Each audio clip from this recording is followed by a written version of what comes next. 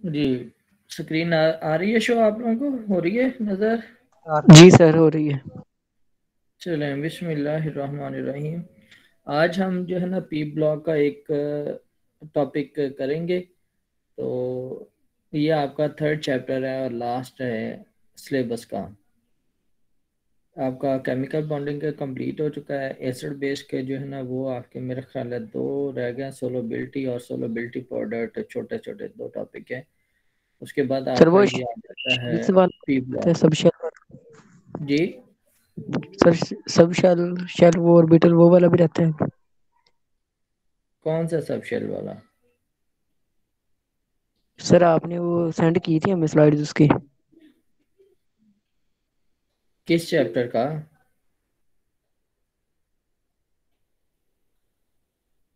Sir वो आपके ना सर वो लेक्चर आए थे, साबशाल और साबशाल ऑर्बिटल साबशाल केमिस्ट्री वगैरह something.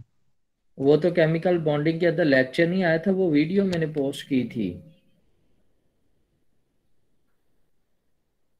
Okay sir. P block element के अंदर हमने आज जो देख रहे हैं वो ग्रुप 13 है, और इसके अंदर आपका जो हम आज डिस्कस करेंगे वो दो हैं रिप्रेजेंटेटिव जो हैं जो हमने डिस्कस करनी है। तो ग्रुप 13 को आइकोसा हेड्रोन भी कहते हैं, ठीक हो गया। इसके अलावा आइकोसा जींस भी कहते हैं। आइकोसा हेड्रोन जो है ना 20 फेस रेगुलर पॉलीहेड्रोन है, और जिनका मतलब है टू प्रोड्यूस। तो the name icosagen for group 13 has openly been used in reference to the icosahedral structures characteristically formed by its element। यानी कि ये आपके जो ग्रुप 13 के मेंबर हैं, ये जो स्ट्रक्चर बनाएंगे उसी के नाम पे इनको जो है ना वो आइकोसाजिन कहता है। इसके अंदर जो आपके मेंबर हैं वो बोरोन, एल्यूमिनियम, गैलियम, इंडियम और थेलियम हैं। ये इस तरह की आइकोसाहेड्रल सिमेट्री इनकी, यानी कि इस तरह की ये स्ट्रक्चर बनाते हैं। तो इसी के बेस पे इनको हम क्या कहते हैं, आइकोसाजेंस जो है वो कहते हैं।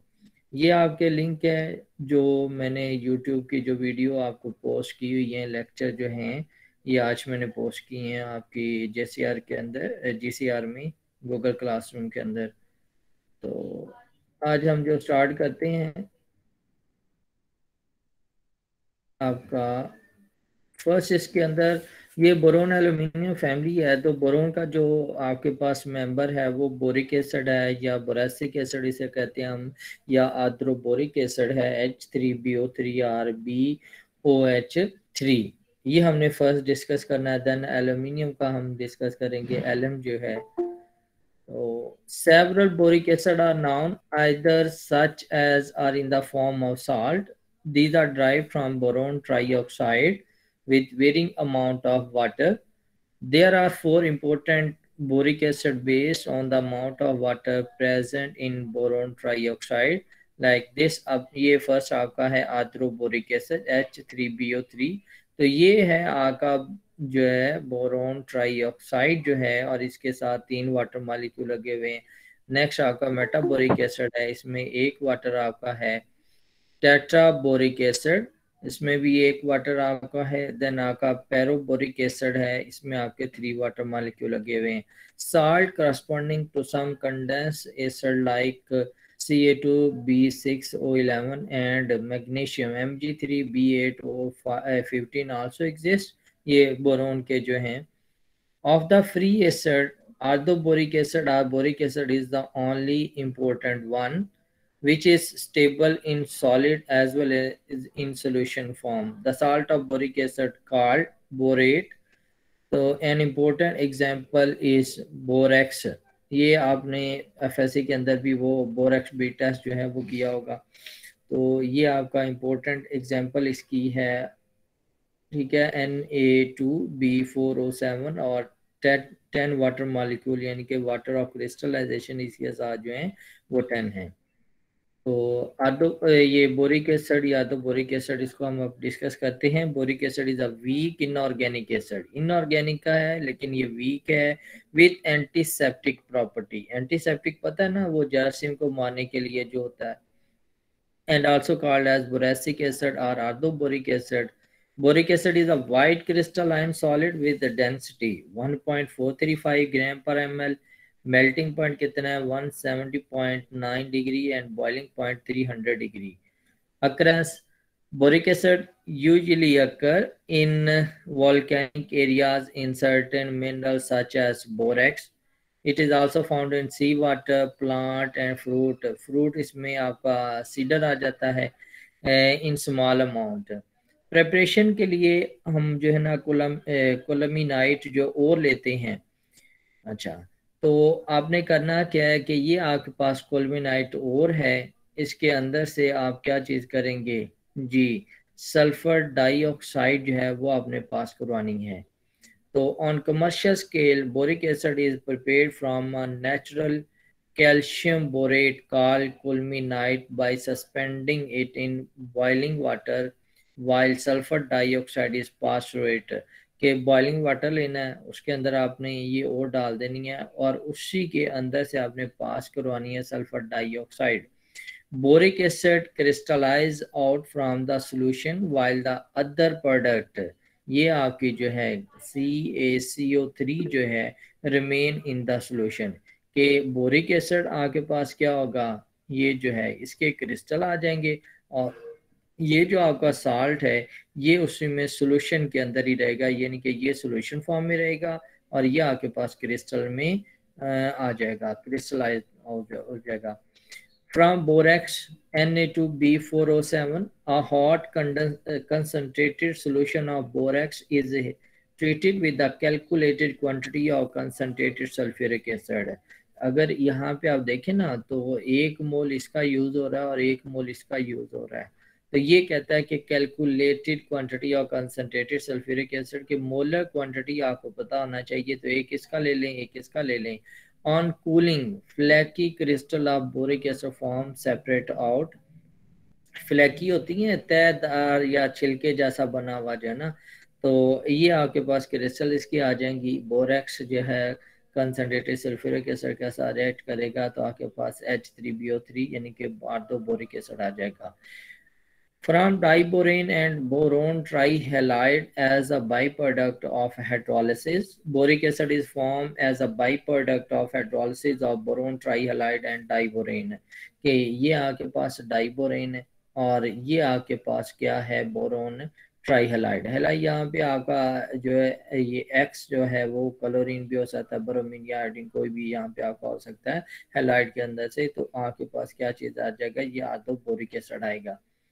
फिजिकल प्रॉपर्टीज अगर हम देखें बोरिक एसिड की तो is a white flaky lustrous crystalline solid having a soft सोपी टच, यानी सोप की तरह जो फील होता है. वेरी स्लाइटली, ये हमने पहले भी बता दिया कि ये जो है ना फ्लैकी तरह का होता है, क्रिस्टलाइन फॉर्म है लेकिन फ्लैकी है. Very slightly soluble in cold water but Fairlie soluble in hot water. तो मतलब ये है कि इसको अगर आपने वॉशिंग इसकी करनी है, पीछे हमने जो कहा कि हमारे पास इसकी क्रिस्टल आ जाएंगी, तो उसको अगर आपने वॉश करना है तो आप क्या करें कि कोल्ड वाटर जो है ना वो ले लें. कोल्ड वाटर के अंदर चूंकि ये स्लाइटली सोलेबल है तो इसके अंदर से जितनी भी इम्प्योरिटीज होंगी वो रिमूव हो जाएंगी, उसको दोबारा आप क्या करें कि क्रिस्टलाइज कर सकते हैं, तो वो प्योर फॉर्म में आपके पास आ जाएगा. It is slightly volatile in steam, कि स्टीम के अंदर ये वोलाटाइल हो जाएगा. ठीक हो गया. तो कोल्ड वाटर के अंदर ये फिर स्प्रिंगली सोलेबल है, हॉट वाटर के अंदर फेयरली सोलेबल है और स्टीम के अंदर ये वोलाटाइल हो जाता है. केमिकल प्रॉपर्टीज अगर हम इसकी देखें तो ये इथाइल अल्कोहल के साथ रिएक्ट करके इथाइल जो है बोरेट दे देगा इन the presence of concentrated sulphuric acid. Clear हो गया कि अल्कोहल के साथ रिएक्ट करके ये हमें दे देगा ethyl borate in the presence of concentrated sulphuric acid. When heated strongly it swell to frothy mass losing water molecules. आपने कभी देखा घर के अंदर जो आटा खराब होता है तो उसके अंदर से ना वो ऐसे बबल से निकल रहे होते हैं, जिसे वो खमीरा सा पता नहीं क्या कहते हैं कि वो जब ख़राब होता है ना तो उसमें बबल निकलते हैं। एक्चुअली वो बबल जो होते हैं ना वो फर्मेंटेशन के प्रोसेस से जो कार्बन डाइऑक्साइड प्रोड्यूस होती है ना तो वो निकल रही होती है। तो वो आप देखें तो वो एक स्पॉन्ज की तरह का आपके पास जो है ना मटेरियल आ जाता है, हर जगह से ऐसे कार्बन डाइऑक्साइड निकल निकल के ना तो उसमें होल से क्रिएट हो जाते हैं। तो उसी तरह अगर इसको आप हीट करेंगे तो क्या होगा कि इसमें से जो वाटर है वो निकलेगा ना तो ये स्वेल हो जाएगा, फ्रॉथ द मैस जो है वो आपके पास आ जाएगी। It is first converted into metaboric acid, कि अगर आप इसको हीट करते हैं तो ये मेटाबोरिक एसिड के अंदर आ जाएगा, यानी कि जब आपका टेम्परेचर 100 आया तो ये मेटाबोरिक एसिड के अंदर आ गया। फिर आप इसको टेम्परेचर को इंक्रीज करें और टेम्परेचर आप 140 डिग्री पे ले जाएं तो ये आपके पास टेट्राबोरिक एसिड आ जाएगा। और फर्दर आप इसको हीट करें, रेड हॉट कर दें तो ये बोरिक एनहाइड्राइड के अंदर कन्वर्ट हो जाता है, यानी कि इसमें जो भी वाटर मॉलिक्यूल था वो सारे के सारे निकल गए। आपको हमने पीछे भी पढ़ा यही था कि आधो बोरिक एसिड के अंदर 3 वाटर मॉलिक्यूल होते हैं, तो एक स्टेप के फर्स्ट में 100 पे एक निकल गया, 140 के ऊपर दूसरा भी निकल गया, और रेड हॉट जब हमने किया तो थर्ड वाटर मॉलिक्यूल भी इसमें से रिमूव हो गया। तो पीछे हमने कहा कि ये आपका एक वीक एसिड है। वीक एसिड आपको पता है वो होते हैं जिनकी सॉल्युबिलिटी जो है या इनके जो आयनाइज जो है वो बहुत कम होते हैं। It is a weak acid, very weak acid and ionized to a very limited extent mainly as a monobasic acid। Clear हो गया कि ये इस फॉर्म में आपके पास आ जाएगा। Its solution has no effect on methyl orange although it turns blue litmus to red। Weekly है तो उसमें कोई इफेक्ट नहीं आएगा मिथाइल ऑरेंज के ऊपर, जो इंडिकेटर यूज हमने करना है। It is partially neutralized by caustic soda to give borax। Caustic soda आपका ना ये हमने कहा कि वीक एसिड है और ये बेस के साथ रिएक्ट करेगा तो बोरेक्स हमें दे देगा। क्लियर हो गया। When boric acid is neutralized by soda ash, borax is obtained। यहाँ पे भी आपके पास बोरेक्स है सोडियम हाइड्रोक्साइड के साथ, और ये सोडियम कार्बोनेट ये के साथ या सोडा ऐश जैसे हम कहते हैं उसके साथ भी बोरेक्स आपके पास आ जाएगा। Boric acid, being a weak acid, cannot be titrated with alkali in the usual manner। Boric acid react neutral to methyl orange। ये हमने पहले ही कहा कि ये मिथाइल ऑरेंज के साथ रिएक्ट नहीं करता, उसमें कोई इसका इफेक्ट नहीं है, तो ये इजीली फिर हम इसको टाइट्रेट नहीं कर सकते। इन the presence of polyhydroxy or polyols, यानी कि mannitol or propane 1,2,3-triol, more commonly known as glycerol, which prevent the hydrolysis of sodium borate। However, it can be titrated against a standard alkali using phenolphthalein as a indicator। समझ आ गया कि ये आप अगर उसके अंदर डाल देंगे तो तब आप इसको जो है ना वो टाइट्रेट कर सकते हैं अगेंस्ट स्टैंडर्ड अल्कली। और इंडिकेटर आप कौन सा यूज करेंगे, फिनोप्थलीन, क्योंकि ऊपर हमने कह दिया कि मिथाइलिन के साथ इसका रिएक्शन नहीं है। तो uses of boric acid, first line के अंदर हमने देखा था कि ये एज एंटीसेप्टिक यूज होता है, मतलब कि इसको हम मेडिसिन के अंदर यूज कर सकते हैं। बोरिक ऑइंटमेंट इसकी बन सकती हैं, बोरिक सोल्यूशन हो सकते हैं। Is use as an eye wash. It is use in pottery as a glass, ठीक है, कोटिंग फॉर ceramic metal है, because borate glass are more fusible with than silicate glass and possess a higher coefficient of expansion। ये आपके pottery product जो glass वगैरह ceramic की आप देखें ना जो सिंक वगैरह बने होते हैं आपके, तो उसके ऊपर जो है ना वो ग्लास की शेनिंग जो कर देते हैं, तो वहाँ पे भी इसको यूज किया जा सकता है। It is also used in candle industry for stiffening of wicks। ठीक है, चिराग की बत्ती विक्स किसे कहते हैं, जो अंदर उसके बत्ती जो होती है तो उसको हार्ड करने के लिए उसको यूज करते हैं। इसके अलावा is a non toxic with antibacterial property. ऊपर हमने कह दिया कि एंटीसेप्टिक है और इसके हम आई वॉश भी कर सकते हैं, इसके साथ ऑइंटमेंट भी बना सकते हैं, तो मतलब कि ये नॉन टॉक्सिक हुआ। And it is mainly use in acne treatment. Acne क्या होता है, वो जो दाने से पड़ जाते हैं। Preservative in food industry, insecticide and in making pH buffer, different buffer solution बनाने के लिए भी यूज करते हैं। It is also used in the manufacturing of borax and pigments. Pigment आपके ये होते हैं, एक होती है आपकी डाई और दूसरे पिगमेंट होते हैं। डाई जो है ना ये ऑर्गेनिक नेचर की होती है और पिगमेंट इनऑर्गेनिक नेचर के होते हैं। It is also use in tanning industry. Tanning आपका जो है लेदर के अंदर जो यूज़ किया जाता है कि क्रोम टैनिंग है या एसिड वगैरह की टैनिंग डिफरेंट, वो जो आपकी लेदर है ना उसके ऊपर से हेयर्स वगैरह जो रिमूव करने के जो प्रोसेस है उसको हम कहते हैं टैनिंग जो है ना। Structure of boric acid in the solid state अगर हम देखें तो ये आप देखें ना तो हमारे पास इसका फॉर्मूला क्या है कि H3 क्या है, H3BO3। क्लास आवाज आ रही है ना? जी सर आ रही है। इसका जी सर फॉर्मूला आ हमारे रही है। पास है H3BO3। ठीक है, तो ये आप देखें, मैं इसको जरा कंसिडर करता हूँ। तो ये एक हाइड्रोजन है इसके अंदर, एक ये हाइड्रोजन इसके अंदर आ गया और एक ये हाइड्रोजन आ गया। तो ये H3 और BO3 आपके पास O जो है ना ये तीन आ गए। क्लियर हो गया? और दरमियान में ये आपका बोरोन है। तो H3BO3 ये इस तरह एक लेयर की फॉर्म में, हमने कहा कि फ्लेक की फॉर्म के अंदर ये एग्जिस्ट करता है, क्रिस्टलाइन फॉर्म, तो वो ये वाली है कि ये इसके अंदर तीन वाटर हाइड्रोजन लगे हुए हैं और तीन ऑक्सीजन है, दरमियान में ये आपके पास बोरेन है। Boric acid consists of number of layers which are linked together by van der Waals forces.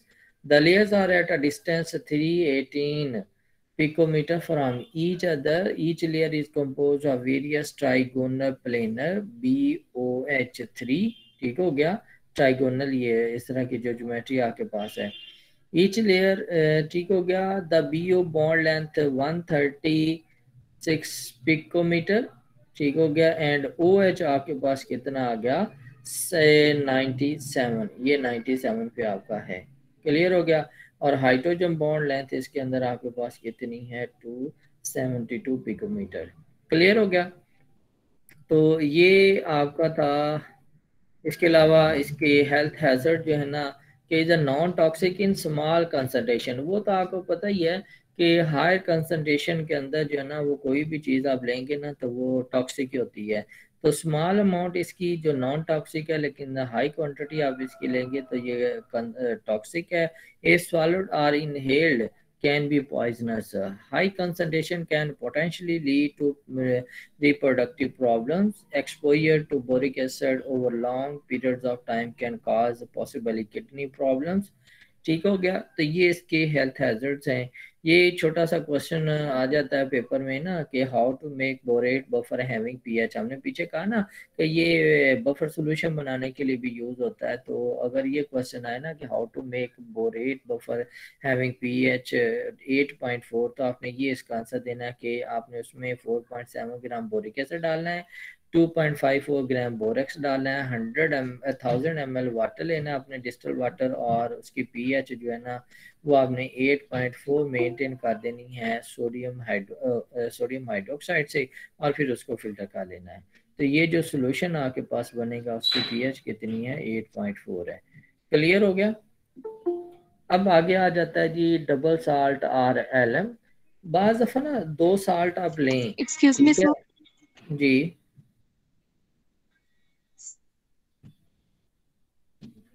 Ji sir students को अलाउ कर दें। बेटा टाइम पे आया करे ना, जब क्लास शुरू हो जाती तो फिर वो दरमियान में आते हैं। चलें जी, डबल सल्फेट RLM जो है, बाज़ है ना दो साल्ट होते हैं, तो उन साल्ट का ना सोल्यूशन बना के तो उसको जो है ना वो हीट करते हैं, कंसनट्रेटेड फॉर्म में लेके आते हैं, तो वो आपके पास ना एडिशन प्रोडक्ट आ जाती है। ठीक है, या डबल साल्ट उसे हम कहते हैं। लेकिन जब हम उसको वाटर के अंदर डिजोल्व करते हैं ना तो दोबारा अपने कंपोनेंट के अंदर कन्वर्ट हो जाता है। ठीक है, तो लाइक दिस, ये जो आपके पास है, सपोज एक एग्जांपल मैं लेता हूँ, तो इसका ये फेरस सल्फेट है और अमोनियम सल्फेट है। तो इसको आप लहदा लेके तो वाटर के अंदर यानी कि फेरस सल्फेट लें, अमोनियम सल्फेट लें, वाटर के अंदर डिजॉल्व करके सोल्यूशन कंसनट्रेटेड करें। तो कंसनट्रेटेड करने के बाद आपके पास जो मैस आएगी वो आपका डबल साल्ट होगा। लेकिन जब उसको दोबारा आप वाटर के अंदर डिजॉल्व करेंगे ना तो वो अपने कंपोनेंट के अंदर जो है ना वो कन्वर्ट हो जाता है। तो ये डबल साल्ट होता है। तो difference between double salt and complex salt, double salt should not be confuse with complex one as double salt dissociate to simple one है। इनके डबल साल्ट मैंने आपको वही बताया ना कि उसको हम डिसोसिएट कर लेते हैं, जब वाटर में डिजोल्व करेंगे तो अपने कंपोनेंट में आ जाता है, लेकिन जो आपके पास कम्प्लेक्स है वो नहीं आता। कम्प्लेक्स के अंदर तो यही होता है कि जो कोऑर्डिनेशन स्फीयर के बाहर जो चीज़ है ना वही जस्ट आपकी जो है ना वो आती है आयंस की फॉर्म में। ठीक है, लाइक मैं अभी आपको ये यहाँ पे ड्रा करके बता देता हूँ कि तो जो डबल साल्ट है वही सिर्फ आपका जो ना वो कंपोनेंट के अंदर आएगा, जो आपका कम्प्लेक्स है ना वो नहीं आता। अब ये आप देखें ना कि ये आपका जैसे मैंने कहा कि ये ए और बी आपस में मिले, ये फेरस सल्फेट है, ये अमोनियम हाइड्रोक्साइड है, तो ये जब सोल्यूशन वाटर में हम डालेंगे ना तो ये ए और बी के अंदर ये इस तरह जो है ना ये चार्ज तो इसके ऊपर वही आना है जो इसके ऊपर है। ठीक है, तो ये इस तरह ए और बी के अंदर जो है ना ये सेपरेट हो जाती हैं। लेकिन अगर हम बात करें ना कम्प्लेक्स की, तो कम्प्लेक्स के अंदर ये आपका ए है और इसके साथ कोई भी लिगेंड लगा हुआ है और यहाँ पे कोई हैलोजेंस है। तो जब इसका सोल्यूशन आप बनाएंगे ना तो ये नहीं होगा कि ये जो है ना ये ब्रेक हो जाए, ये ऐसा नहीं होता, बल्कि इसके अंदर यहाँ से ब्रेक होगा। ये ब्रेक का मतलब कि ये डिसोसिएट होगा आयंस के अंदर, ये एक लहदा बन जाएगा, ये लहदा बन जाएगा। ठीक है, तो ये कॉम्प्लेक्स और आपका कोऑर्डिनेशन कॉम्प्लेक्स है और ये आपका सिंपल जो है वो डबल साल्ट है। इसके अंदर फर्क आपको पता होना चाहिए। तो नेक्स्ट अब आपका आ जाता है when added in water while complex maintain their state. Clear हो गया? जी sir. Double salt, sulfate salt are the type of salt which are formed by the recrystallization of two specific salt together. They have two different metallic cation with non-metallic anion. ये देखें ये भी metal है आपका ना, तो यहाँ पे तो खैर ये आपका मेटल नहीं है, तो ये नॉन मेटेलिक के साथ भी हो सकता है आपका। They are usually contain water of crystallisation. For example आपके पास एलएम है, मोर साल्ट है। More salt, ammonium ion sulfate is the inorganic compound with the formula containing two different cation. ये आप देख लें कि ये आपके पास है इसमें और ये इसके अंदर आपके पास आयनिक फॉर्म में है। It is classified as a double salt of ferrous sulfate and ammonium sulfate. General description of Mohr salt is named after the German chemist Karl Friedrich Mohr, who made many important advances in the methodology of titration in the 19th century. ये ज़्यादातर आपका मोहर salt जो है ना वो titration के अंदर यूज होता है। It is a double salt. A double salt is a substance obtained by the combination of two different salts which crystallize together as a single substance but ionize as two distinct salt when dissolved in water. समझ आ गई? तो its crystal system is monoclinic. Its color is green. It remains stable on exposure to air. Or flat tabular crystal are formed from pure solution. It contaminated with Fe+2 ion crystal become elongated. Iron है इसके अंदर Fe2, तो आपको पता है कि Fe2 वो stable नहीं होता, फौरन Fe3 के अंदर कन्वर्ट हो जाता है। तो जब ये सोल्यूशन में आएगा तो Fe3 के अंदर चला जाएगा, तो इसकी क्रिस्टल जो है ना वो इलांगेटेड हो जाएंगी। क्लियर? तो यूज ऑफ मोहर साल्ट टाइट्रेशन के अंदर हम बहुत ज़्यादा इसको यूज़ करते हैं। Mohr salt is preferred over iron 2 sulphate for titration purpose as it is much less affected by oxygen in the air than iron 2 sulphate whose solution tend to oxidize to iron 3. ठीक हो गया कि ferrous sulphate वो आसानी के साथ आपका iron 2 वाला जो 3 के अंदर चला जाता है, लेकिन इस फॉर्म के अंदर वो आसानी के साथ नहीं जाएगा। The ammonium ion make solution of Moors are slightly acidic, which prevents this oxidation.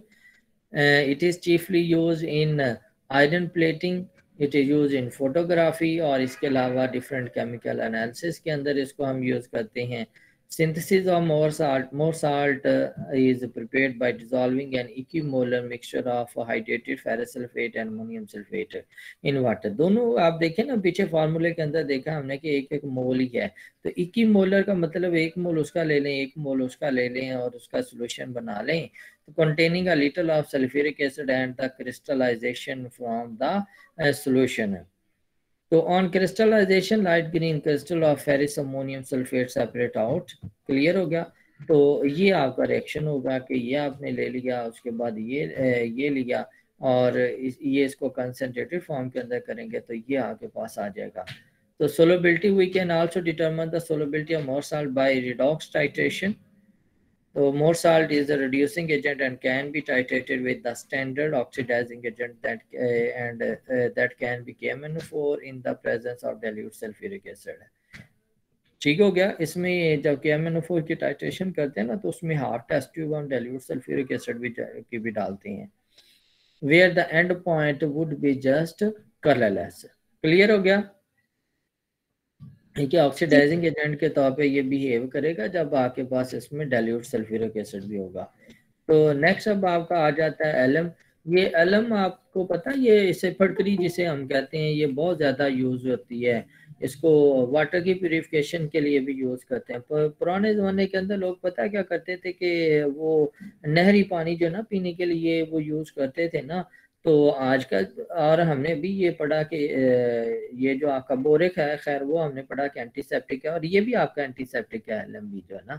तो इसको हजाम जो है ना, वो उन्होंने रखी होती है एक छोटा सा पीस उस्मान, तो वो जब शेव करते हैं तो कट लग जाए ना, तो वो फौरन पकड़ते हैं पानी के अंदर डाल के, तो उसको वहाँ पे मलना शुरू कर देते हैं। तो इसके अलावा इसको जो है ना, वो वाटर की प्यूरिफिकेशन के अंदर भी इसको यूज़ किया जाता है, खून ब्लड रोकने के लिए भी इसको यूज़ करते हैं। तो वो अगर आप ले लें ना, नाले का पानी ले लें, कोई नहर का पानी ले लें और उसको एक पॉट के अंदर डाल दें और उसमें फटकरी डाल दें, तो फटकरी क्या करेगी कि वो जितना गंद है ना उसको नीचे बिठा देगी, और ऊपर आकर बिल्कुल ऐसे नीट एंड क्लीन जो है ना वो वाटर आ जाएगा, उसको आप पीने के लिए यूज़ करते हैं। पुराने दौर के अंदर लोग इसी तरह इसको यूज़ करते थे। ठीक हो गया? तो originally the name alum was given to the double salt potassium aluminium sulphate, कि ये पोटाशियम है, ये एल्यूमिनियम है, यानी कि पोटाशियम सल्फेट है, एल्यूमिनियम सल्फेट, और साथ में 24 वाटर मॉलिक्यूल है। But now the name is use for all double salt having the composition. कौन सी? के पहले वाला आपका जो मेटल है वो 1 वाली स्टेट का हो और दूसरा वाला आपका 3 वाली स्टेट का हो। ठीक है, where M1 stand for univalent basic radical like sodium, potassium, rubidium, ammonium, silver, titanium, और थर्ड वाला आपका ट्राईवेलेंट मेटल होगा एल्यूमिनियम, क्रोमियम, आयरन आ गया, कोबाल्ट आ गया। ठीक है, the crystal of the alum are made up of this, यानी कि ये आपका है और दूसरा ये है, और साथ में आपके पास क्या है? ट्रू सल्फेट आयन है। Some common example of alum आपके पास ये है कि पोटाश एलम, इसमें पोटाश यूज हो रहा है, सोडियम एलम है तो ये सोडियम आपको यूज हो रहा है, और ये अमोनियम एलम है तो अमोनियम यहाँ पे यूज होगा, और ये पोटाश क्रोम एलम है। अब इसमें ये पोटाश है और ये क्रोम है, इन सब के अंदर आप देख लें कि एल्यूमिनियम यूज हो रहा है, और यहाँ भी आपका क्या है? पोटाश है और क्रोम एलम यूज हो रहा है। क्लियर हो गया? तो ये डिफरेंट टाइप आपकी एलम की हैं। Alum, all alum can be prepared by the general method for double salt by allowing a solution containing equimolar portion of the two sulfate to crystallize। कि दो आपने सल्फेट ले लेने हैं, दोनों मेटल के सल्फेट ले लेने हैं इक्विमोलर पोर्शन के अंदर, और उसको कंसंट्रेटेड करेंगे तो आपके पास एलम आ जाएगा। The alum separate from solution in octahedral crystal के अंदर आएगा, क्योंकि इसके साथ आपका ये जो है ना स्ट्रक्चर आप देखें ना, तो इसमें ये जो है ना, ये आपके जो है ये ऑक्टाहाइड्रल क्रिस्टल के अंदर आ जाएंगे। क्लियर हो गया? तो ये इसकी स्ट्रक्चर आपके पास ऑक्टाहाइड्रल होगी। They are isomorphous form mixed crystal in all proportion, and so layer crystal and also layer crystal they are usually much more soluble in hot water than in cold water. In solution they give the ions of the component salt। Clear हो गया? तो then इसके बाद अब हम इसकी potash alum को देखते हैं। Commercial it is prepared from bauxite and alunite mineral. Bauxite ये आपके पास है, ठीक है, ये बॉक्साइट आपने और लिया, उसके अंदर सल्फ्यूरिक एसिड डाला, बॉयल करेंगे, फिल्टर कर लेना है। फिल्टर करके जो सोल्यूशन आपके पास आएगा उसमें K2SO4 यानी कि पोटाशियम सल्फेट डालें, और फिर ये सोल्यूशन जो आपके पास आएगा ना, ये इसके सॉरी ये आपने क्या किया, बॉक्साइट लिया, उसके अंदर आपने क्या किया, H2SO4 डाला, सल्फ्यूरिक एसिड डाला, बॉयल किया, फिल्टर किया। फिल्टर करने से आपके पास ये सोल्यूशन आ गया, ठीक हो गया। अब आपने क्या किया, इसके अंदर जो है ना ये आपका आ गया, इसको इवेपोरेट करना है। इवेपोरेट करेंगे तो आपके पास क्या आ जाएगा, एलएम क्रिस्टल आपके पास आ जाएंगी, ठीक है। यहाँ पे इस स्टेप के अंदर आपने K2SO4 ऐड करना है। या आप क्या करें, ये एक मेथड है कि बॉक्साइट लिया, सल्फ्यूरिक एसिड डाला, बॉयल किया, फिल्टर किया, जो सोल्यूशन आया उसमें पोटेशियम सल्फेट डाला, इवेपोरेट कर दिया। मैंने यही कहा था कि उसको बिल्कुल आपने ड्राई कर देना है, यानी कि जो वाटर है उसमें इवेपोरेट करते हैं आप ना। ये वाटर तो वैसे ट्रैप हो जाता है ना क्रिस्टल के अंदर, जो आपका इधर क्रिस्टल आएंगे उसमें ये ट्रैप हो जाता है, एब्जॉर्ब हुआ होता है water in the form of water crystallisation. या फिर ये करें कि आप डायरेक्ट बॉक्साइट लें, उसके अंदर सल्फ्यूरिक एसिड डालें, और ये वाला जो है ना डायरेक्ट इसके अंदर डाल दें, डाल के इसको जनाब वो आप हीट करें, अच्छी तरह हीट करके तो सोल्यूशन को जो ना आप क्या करें, बिल्कुल कंसंट्रेटेड यानी कि ड्राई कर दें, इवेपोरेट कर दें, तो आपके पास क्रिस्टल आ जाएंगी, ठीक हो गया। फ्रॉम एलम स्टोन जो है, ठीक है, द मिनरल एलोनाइट और alum stone is calcined and treated with H2SO4 when aluminium hydroxide component is converted into aluminium sulfate. Now calculated quantity of K2SO4 is added to the solution, which is then crystallized for alum. Finally it is purified by recrystallization. Recrystallization होता है कि जो आपके पास ऊपर crystals आ गई है ना, उसका दोबारा सोल्यूशन बना के उसको दोबारा क्रिस्टल बना लें, तो ये रिक्रिस्टलाइजेशन होता है। कैल्सिनाइड होता है वो प्रोसेस जिसके अंदर हम कंपाउंड को हीट करते हैं, उसके डीकम्पोजिशन, मेल्टिंग या बॉइलिंग से पहले पहले तक कि उसके अंदर जितनी इम्प्योरिटीज हैं वो निकल जाएं, तो इस प्रोसेस को हम क्या कहते हैं, कैल्सिनेशन, ठीक है। तो ये आपके पास एल्यूमिनाइट जो एलोनाइट है, ये जो हमने कहा कि एलोनाइट है या एलम स्टोन है, तो इसको आपने कैल्सिनाइट किया, तो कैल्सिनाइट के बाद आपके पास जो ड्राई मैस आएगी उसके अंदर आपने क्या डालना है, सल्फ्यूरिक एसिड डालना है। ये स्टेप फिर वहीं स्टार्ट हो जाएगा। तो ये आगे पास सल्फ्यूरिक एसिड आपने ड्राई मैस, जैसे बॉक्साइट था तो उसके अंदर सल्फ्यूरिक एसिड डाला, सोल्यूशन आया, उस सोल्यूशन के अंदर हमने K2SO4 डाला और उसको इवेपोरेट किया। इवेपोरेट करने से हमारे पास ये एलम क्रिस्टल जो है ना ये आ गया। इसी तरह ये आपके पास है, उसके अंदर सल्फ्यूरिक एसिड डालें तो ये क्रिस्टल आपके पास जो है ना, ये जो है ना ये साल्ट आपके पास ये आ गया, ठीक हो गया, ये आपके पास आ गया। इसको फर्दर आप ड्राइनेस की तरफ लेके जाएंगे तो ड्राई करेंगे तो ये आपके पास क्रिस्टल आ जाएंगी। क्लियर हो गया, समझ आ गई यहाँ तक। प्रॉपर्टीज आपकी हैं कि जी potash alum is a white crystalline solid soluble in water but insoluble in alcohol. Aqueous solution is acidic due to the hydrolysis of aluminium sulfate. When heated it melts at 92 degree and on further heating lose the whole of its water crystallization and swell up. The swelling mass so produced is called burnt alum or full mercury. ठीक हो गया जी। तो usage इसके water purification है, dying of fabric, तो modern के तौर पे यूज़ होता है। मॉडर्न होता है जो दो चीज़ों को मिलाने के लिए यूज़ हम करते हैं। लाइक जब आप कभी कपड़ा ड्राई करने के लिए जाए ना तो उसका कहें कि जी ये लास्ट टाइम करवाया तो इसका कलर जो फेड हो गया, तो वो पकड़ता आता है कोई एक वाइट सा होता है कंपाउंड, उसके 2-3 चम्मच डाल देता है। वो एक्चुअली कंपाउंड आपका जो है ना वो मॉडर्न है, और वो मॉडर्न आपका कौन सा होता है, सोडियम क्लोराइड, ठीक है। इसके अलावा water purifying proofing of textile में यूज होता है, dyeing and paper industry, tanning of hides और arrest bleeding. Arrest bleeding blood को रोकने के लिए यूज होता है, टैनिंग ऑफ हाइड्स। अच्छा, एक होता है हाइड और एक होता है लेदर। अच्छा, हाइड किसे कहते हैं हम, हाइड मेरा ख्याल है वो होता है जो छोटे जानवर की जो खाल होती है ना उसे हम हाइड कहते हैं, और जो बड़े की होती है उसे हम, वो मेरा ख्याल लेदर को इस तरह को एक और कोई वर्ड है वो यूज करते हैं, तो उसमें इसको यूज किया जाता है। क्लियर हो गया। तो क्रोम एलम है, तो क्रोम एलम आपका क्या है कि पोटाशियम और क्रोमियम इसके अंदर होते हैं। इसको प्रिपेयर करने के लिए आपने K2CrO7 लेना है, ठीक हो गया, और इसका रिएक्शन SO2 के साथ इन द प्रेजेंस ऑफ H2SO4 कराएंगे तो ये ग्रीन क्रिस्टल आपके पास आ जाएंगी, किसकी? क्रोम एलम की। It form dark purple octahedral crystal which are isomorphous with other elements. Clear हो गया? In Liberty by the following reaction, in this reaction SO2 is oxidized to K2SO4. Clear हो गया? तो ये है आपका, यहाँ तक एलम है। तो ये सारी चीजें अब आपके आगे इसमें लिखा मेरे साथ, ठीक हो गया। तो मॉडर्न आपका few natural dyes are color fast with fibers. Mordant are substances which are used to fix the dye to the fiber. They also improve the take-up quality of the fabric and help improve color and light fastness. Clear हो गया? ये different type दिखाई हुई है कि जो आपके tanning के जो डिफरेंट टाइप हैं। तो ये रेस्ट ब्लीडिंग, जो ब्लड को रोकने के लिए जो हमने कहा कि एलम को हम यूज करते हैं। तो जी क्लास यहाँ तक था आपका ये आज का लेक्चर।